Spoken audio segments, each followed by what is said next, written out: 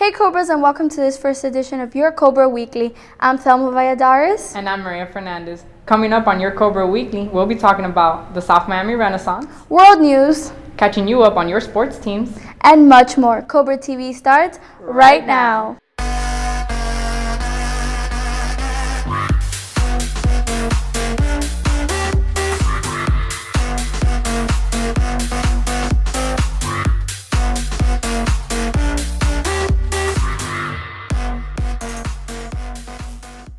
This year, many Cobras have decided to bring back some old traditions, like the Serpent's Tail and Coffee House. Let's pass it over to Kevin Diaz, where he'll go a little more in depth on these old school traditions.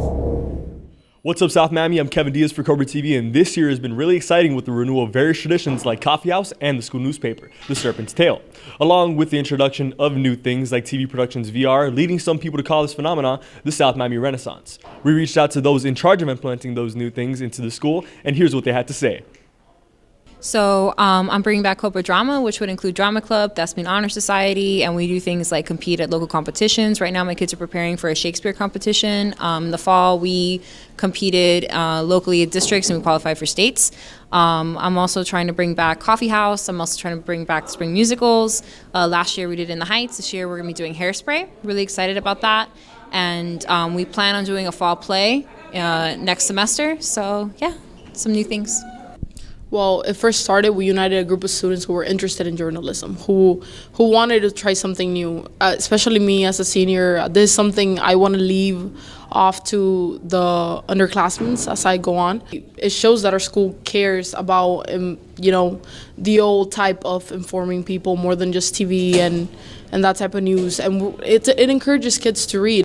Well, before I even begin, I'm going to tell you what this thing in my head is, because people are probably wondering. It's basically a brain sensor that monitors your brain activity. So we're using this so that students can actually measure brain activity before or after and during when you use VR. And we are doing VR in a very special ways. We are working on a project and a program that is VR for children with autism, and that will basically help them socially learn how to behave in certain situations. Whether you're part of it or not, we can all agree that the Renaissance sure is shaking things up around the school. Now, back to the anchors. The most exciting experience of your junior year is receiving your class ring. Here we have Juliana Sanas to explain the momentous occasion of being an upperclassman. This upcoming April, the class of 2019 will be receiving their rings in this gym. With this school year coming to a close, this year's juniors are officially becoming upperclassmen. The junior ring ceremony has been a tradition here at South Miami Senior High since the school opening in 1971. This year, the class of 2019 will be receiving their class rings and will ascend as upperclassmen. There are many traditions that take place during this memorable event, and one of the most popular ones is the turning of the ring. At the ceremony, juniors will turn their ring clockwise, and 19 prominent people in their lives will turn their ring counterclockwise. The junior ring ceremony will be April 19th at 7 p.m. in the gym. This has been Juliana Sanas for Cobra TV News. Now back to the anchors. Much has been going around the world, and it's giving us a lot to talk about. Shayla Mendez has put together a piece showing some of the biggest headlines. Due to the tragedy that occurred in Marjory Stoneman Douglas High School, President Trump offered a full-throated defense Thursday for his proposal to arm some teachers and staff of the wake of last week's school shooting in Parkland, Florida. Despite opposition from law enforcement groups and teacher unions, who warned that more guns in school would only make them more dangerous. Trump praised the National Rifle Association and insisted in a series of tweets that highly trained teachers and coaches should be allowed to carry weapons at school. The tweet posted on February 22nd said, if a potential sicko shooter knows that a school has a large number of very weapon-talented teachers and others who will be instantly shooting, the sicko will never attack the school. Cowards won't go there, problem solved. Must be offense, defense alone won't work. No, I do not feel safe knowing that my teacher owns a gun because it can be a safe hazard if she leaves the room. I wouldn't. I wouldn't because you never know what the teacher's going through on a daily basis. I wouldn't feel safe. I think it's a horrible idea. I think it's a cause for more harm to students. More guns in the facility is a bad idea. And personally, as a parent, I would not feel comfortable with my student being in a school with 20 to 40% of the teachers having guns. I don't agree with it at all. The Supreme Court on Monday dramatically changed the debate over the DACA program and the fate of nearly 700,000 undocumented immigrants who are a part of it.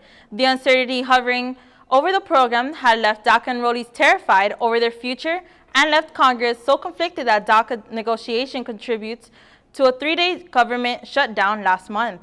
Employers were starting to prepare to lay off DACA enrollees, and many participants in the program were unsure whether they would be able to remain in colleges and universities or continue receiving grants and loans that helped them afford those schools. Now those dreamers can rest a little easier knowing that they will remain protected and can continue renewing their DACA protection as the case moves back to lower courts. Meanwhile, congressional leaders have been struggling to meet the March 5th deadline to pass a law to protect the DACA enrollees. Now, Congress has far more time to find that compromise. Immigration advocacy groups warned, however, that Congress should not forget about the DACA issues as they focus on gun violence and upcoming November elections. This has been Shayla Mendez reporting from Cobra TV News. Now let's pass it over to Philip Fraga with your sports news. Good afternoon, Cobras. This is Philip Fraga reporting for your Cobra TV News. I'm here inside South Miami's basketball gym where South Miami played Southwest in the regional semifinals. Here are some of the highlights of that game.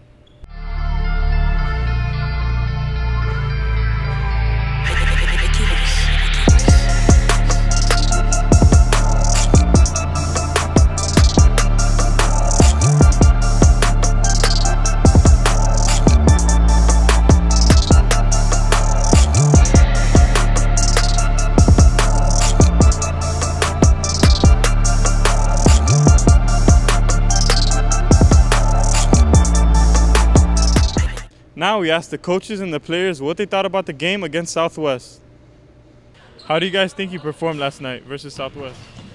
Playing a team 4 times is always tough, but I feel like we did a good job defensively. They only scored 33 points, so we did a really good job with that. Offensively it was a bit of a struggle, but we got the win, which is the most important part. Being able to go to the regional finals for the past 6 years, what are some of the obstacles or some of the ways you guys prepare for this big game? One of the main things that we always do to prepare for these games are getting film of the other team however we can. So that way we can learn their tendencies, what they're good at, what they're bad at, and exploit those things. And then getting these guys shots and some rest for these 2 days so that they go in optimal peak performance physically and mentally, and they're not drained and tired. What are some of the obstacles you and your team faced this season? Adversity and finishing out games. This playoff run, we have overcome adversity and we finished our playoff games by beating people by 18 or more. Let's wish our Cobra basketball team good luck on the road to states. With only 55 school days left until graduation, seniors here at South Miami have been experiencing an epidemic. And it's slowly making its way to every senior.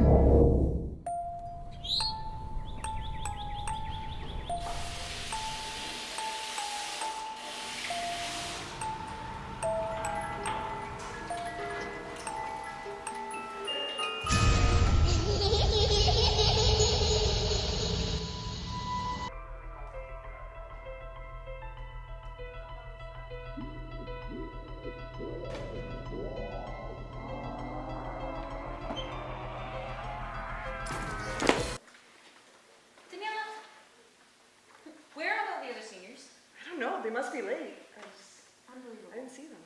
There's no one here. Oh my god. Danielle. Oh my god. It's senioritis. Run!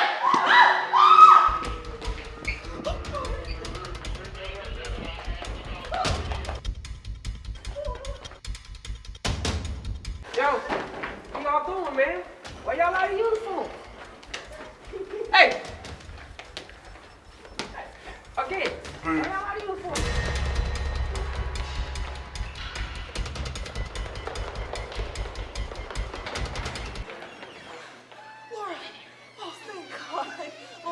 Out here, everyone's infected with senioritis, and we have so much work to do. Laura, oh God.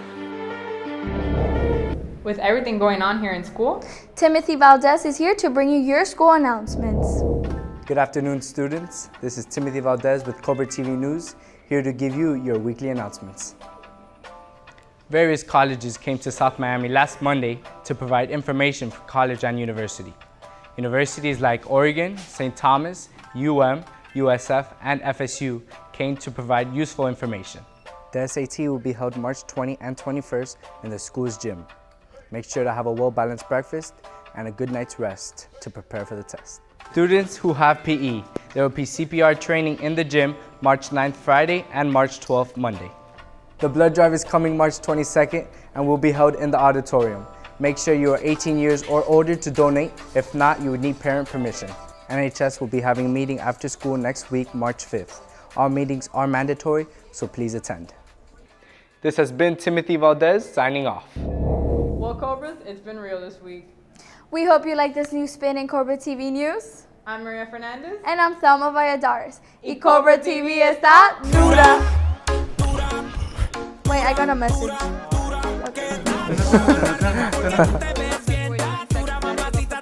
More assets as Adiós.